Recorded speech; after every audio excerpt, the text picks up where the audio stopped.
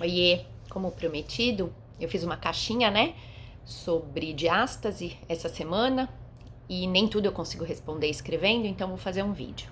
Então, assim, primeiro vamos entender o que é diástase. A diástase abdominal é o afastamento dos retos abdominais, dos dois músculos que estão ali no abdômen, tá? E durante a gestação, ela é extremamente importante, então precisa haver um afastamento, né, o que a gente chama de diástase fisiológica, para poder acomodar esse bebê que vai crescer aí ao longo da gestação.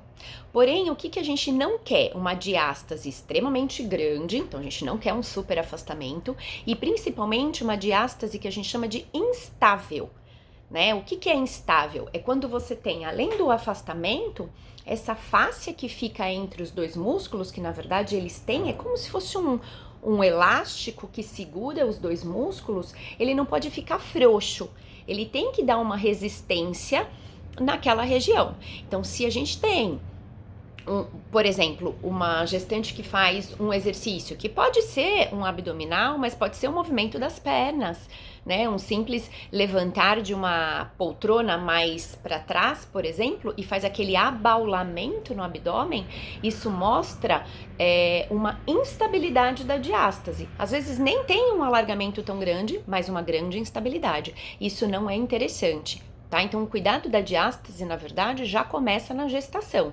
com posicionamentos corretos, maneiras de levantar e deitar de sofá, cama, maca, enfim, de maneiras corretas, e ativações certas, exercícios certos para cada pessoa.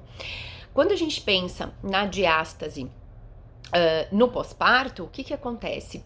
Muitas, às vezes, tem um retorno mais rápido, outras não. Isso vai depender muito de pessoa para pessoa, né? Tanto o que aconteceu na gestação, como o quanto a gente tem, por exemplo, de função muscular, entre outras coisas. Então, todo o tratamento que a gente faz no pós-parto, ele depende dessa avaliação prévia. Então, não é que tem um exercício que é proibido, né? Ou um exercício que serve para todo mundo. Eu preciso entender qual é a distância da sua diástase, qual é a profundidade da sua diástase, o quanto existe esse abaulamento quando existe um esforço ali na região, e a função do seu músculo.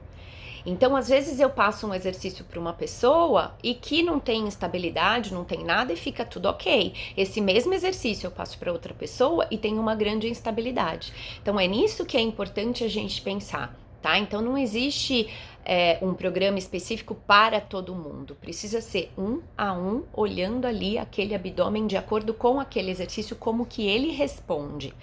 Tá? E é importante falar também em relação à cirurgia, que foi um dos questionamentos, que assim, a cirurgia, ela é importante muitas vezes quando ocorre uma hérnia. O que é a hérnia? Essa fáscia que eu falei, que tá entre os dois retos abdominais, que eu falei que é como se fosse um elástico, se existir um rompimento dela, isso a gente chama de hérnia. Isso o exercício não volta, não tem como a gente fazer um fechamento dessa lesão, tá? Aí sim é cirúrgico, mas também precisa entender se essa cirurgia, o quanto ela é necessária, o quanto ela é estética, enfim, cada caso é um caso. Agora, quando a gente pensa numa diástase, a gente está pensando numa função alterada da sua, tanto dessa faixa, quanto dos retos abdominais, entre outros abdominais, além também de assoalho pélvico, né, instabilidade pélvica, enfim, várias estruturas que estão ali alterando aquela função. A cirurgia, ela pode até fazer o fechamento, mas ela não devolve função. Então, mesmo num quadro onde tem uma diástase extremamente larga, instável, precisa trabalhar a função muscular, porque assim a resposta da cirurgia vai ser muito melhor, né? Então, seria um tratamento pré-cirúrgico e um tratamento pós-cirúrgico. Isso vai mudar completamente o resultado dessa cirurgia. Tá? E entender que a diástase não é só um problema estético. ele é um problema funcional. Então, muitas vezes, uma paciente com uma diástase muito instável, ela pode ter alterações disfunções de assoalho pélvico, então incontinência urinária, por exemplo, dores na coluna, na lombar principalmente, instabilidade pélvica. Então, é necessário fazer sim um tratamento adequado, tá bom? Acho que eu tirei todas as dúvidas, mas estou aí à disposição.